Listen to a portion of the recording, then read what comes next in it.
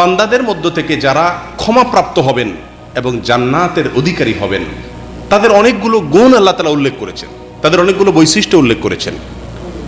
এই বৈশিষ্ট্য উল্লেখ করতে গিয়ে আল্লাহ সুবহানাহু ওয়া তাআলা বলেন, ইন্নাল মুসলিমিনা ওয়াল মুসলিমাতি ওয়াল মুমিনিনা ওয়াল মুমিনাত ওয়াল কানিতিনা ওয়াল কানিতাত ওয়াস সাদিকিনা ওয়াস সাদিকাত ওয়াস সাবিরিনা ওয়াস সাবিরাত ওয়াল খাশিঈনা ওয়াল খাশিআত ওয়াল মুতাসাদ্দিকিনা ওয়াল মুতাসাদ্দিকাত ওয়াস সাইমিনা ওয়াস সাইমাত ওয়াল হাফিযিনা ফুরুজাহুম ওয়াল হাফিজাত والذاكرين الله كثيرا والذاكرات أعد الله لهم مغفرة وأجرا عظيما। নিশ্চয়ই যারা মুসলিম, ইসলাম গ্রহণ করে, আল্লাহর কাছে আত্মসমর্পণ করে, বাহ্যিক অঙ্গ প্রত্যঙ্গগুলোকে আল্লাহর নির্দেশ মোতাবেক পরিচালিত করে, সেরকম পুরুষ নারী, নারী পুরুষ, যারা ঈমান আনে সেরকম পুরুষ এবং নারী, যারা আল্লাহর আনুগত্য করে, আল্লাহর কথা শুনে সেরকম পুরুষ এবং নারী, যারা সত্যবাদিতার সাথে চলাফেরা করে দুনিয়াতে, সত্যবাদী এরকম পুরুষ এবং নারী, যারা ধৈর্য ধারণ করে এরকম পুরুষ এবং নারী, যারা আল্লাহর ভয়কে অন্তরে লালন করে, পোষণ করে, অন্তরের আল্লাহর ভয় রাখে এরকম পুরুষ এবং নারী, এবং যারা আল্লাহর জন্য সাদকা করে, দান করে এরকম পুরুষ এবং নারী, যারা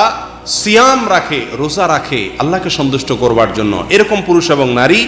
যারা তাদের লজ্জাস্থানকে হেফাজত করে, অপাত্রে ব্যবহার করে না, চরিত্রকে সংরক্ষণ করে, হেফাজত করে এরকম পুরুষ এবং নারী। ওয়াযযাকিরিন আল্লাহ, শেষের পয়েন্টে আল্লাহ সুবহানাহু ওয়া তাআলা বলছেন,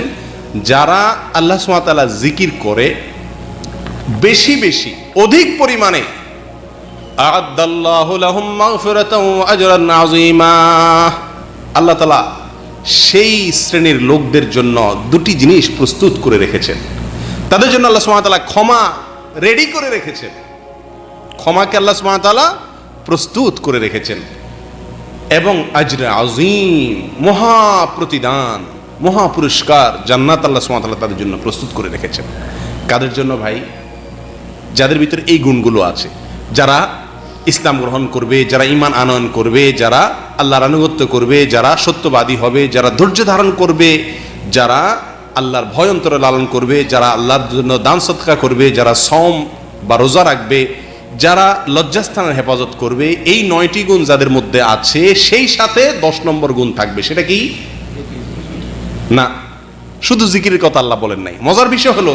এই আয়াতে আল্লাহ সুবহানাহু ওয়া তাআলা অন্য সব 9টি, প্রথম 9টি গুণের ক্ষেত্রে আল্লাহ তাআলা সাধারণভাবে বলেছেন, আল্লাহর ভয় লালন করা, সদকা করা, ধৈর্য ধারণ করা, রোজা